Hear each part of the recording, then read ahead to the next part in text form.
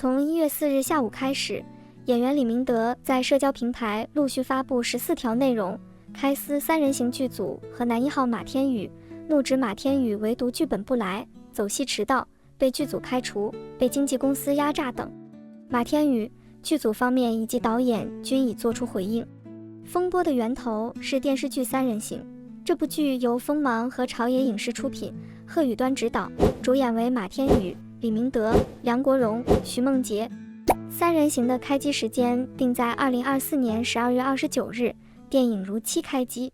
12月23日，从剧组发出的聊天记录可知，工作人员和李明德方面沟通航班，原计划12月23日李明德就要进组，但当晚李明德方面表示遇到一些问题，表示不确定会改签到什么时候。双方的沟通给人的感觉是当时就埋下了后续起纠纷的种子。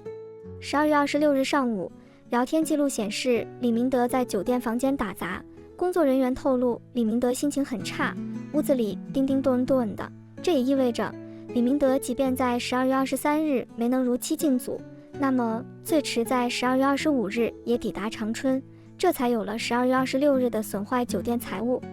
12月27日，当天马天宇社交平台的 IP 显示还在北京，他当天深夜才降落长春，第二天正式进组，也就是12月28日。接着结合李明德的爆料，他指控马天宇不参加剧本围读，结合各方回应，李明德的说法应该是真的。这一点剧组的在说明中写的含糊其辞，所有演员进组围读时间均已提前与剧组沟通确认，是在保证剧组拍摄进度及人员分配情况下的最优方案，演员本人也均已严格遵守。这句话没有说马天宇参与围读，也没有说没参与。但电视剧12月29日正式开机，马天宇12月27日深夜才到，那12月28日还要定妆、试妆等，根本就不可能有围读剧本的时间。而双方进组时间显示出不同咖位的演员不同的待遇和处境，同样演一部戏，作为男主马天宇的戏份肯定更多，为什么他要比李明德晚4天进组？看的还是演员方面和剧组沟通结果够不够大牌，够不够强势而已。12月29日电影开机，李明德直播说自己卡里只有3000块钱，开机当天请全组人喝了咖啡。他说在零下17度的长春，在现场等马天宇来，而马天宇迟到了40分钟。这一点有网友晒出当天片场照片作证，说开机当天马天宇只拍了个开机就走了，学校群演根本没见到他。李明德则在学校里待了1天，跟老师同学们拍照。此外，李明德在直播里爆料，开机当天要求他先化妆，不给他饭吃，等化完妆提出吃饭，工作人员说餐车已经走了。1月2日和1月3日，剧组都晒出聊天记录，指控李明德离场失联1小时及无故罢拍，严重影响拍摄进度。1月4日，出品方给李明德送达合同解除通知函，宣布双方合作结束，并在通知函里要求李明德退还第1期服务费以及赔偿违约金。当天下午，李明德开始持续发声，手撕马天宇及电视剧组。1月5日，电视剧导演贺宇端发长文回应，文字很长，他的立场是站在剧组和马天宇那一边，指控李明德有精神疾病，在片场表现得很暴躁，以及称赞马天宇认真和善，但他没有回应马天宇是否缺席剧本围读，没有说是什么事情造成双方的矛盾，能让李明德那么大火气，只是站在自己的立场去阐述项目的不容易。梳理完时间线，风波的全貌就出来了，也可以得出几点结论。第一，李明德针对的不是马天宇，而是三人行剧组及整个娱乐圈。冷静思考一下，李明德不是第一次和马天宇合作了，对方什么时候进组，参不参加剧本围读，记不记得住台词，和他有什么关系？至于这么大的怨气吗？肯定不至于。演员签订的表演合同都有明确的时间限制，反正1天12小时任由导演支配，现场大量时间其实花在了置景、灯光和调整机位上，这部分演员一般都有光替，所以真正需要表演的时间很短，台词背不熟，多来2遍就行了，这不算事儿。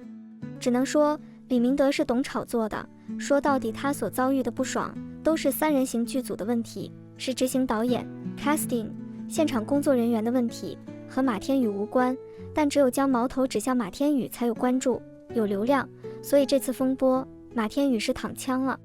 第二，李明德到底为什么这么大怒气？答案是因为不公平。他一方面因为番位觉得不公平，他在直播中吐槽 casting 两头骗，跟他说让他当男1号，结果到马天宇那边自己就变成了男2号，进组了，他知道自己还是排在马天宇后面，肯定觉得不爽，而剧组也没有解释和安慰。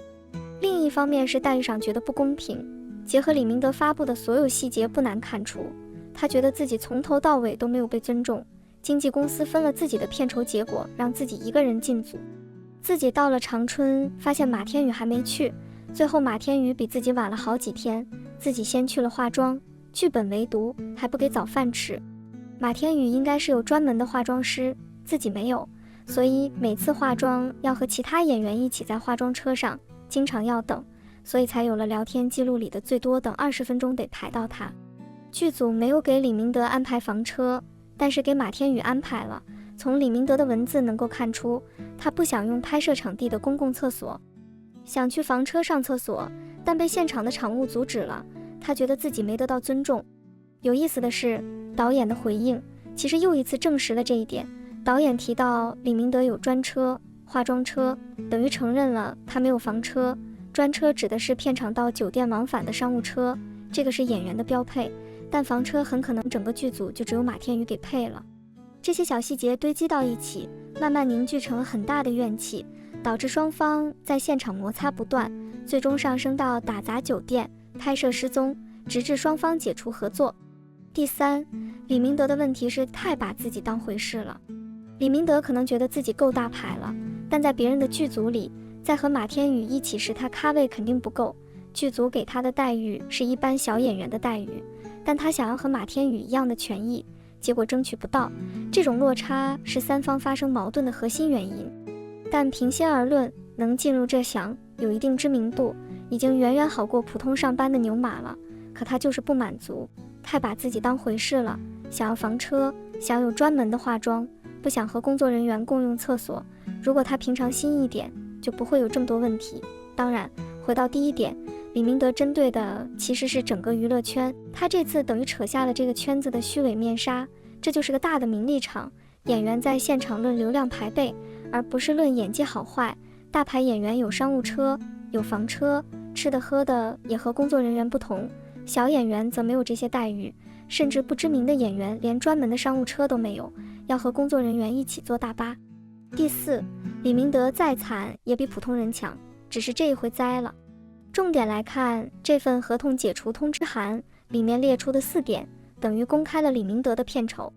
演员的表演合同除了细节外，大的条款有通用模板，片方和经纪公司都懒，一般都是改改就签了。演员片酬方面，除了特别约定，通常是分3期支付，开机时支付第一笔40%，拍摄过半支付第2笔40%，电影杀青时支付尾款20%。通知函里列出李明德第1期收到10万元，意味着李明德出演3人行的片酬共25万元，一般电视剧拍摄周期1到3个月，这样的收入其实要比普通打工族高得多。李明德哪里来的底气，还在哭穷卖惨，说卡上只剩不到200块钱。要知道剧组拍戏都不用花钱，吃住行都由剧组安排啊。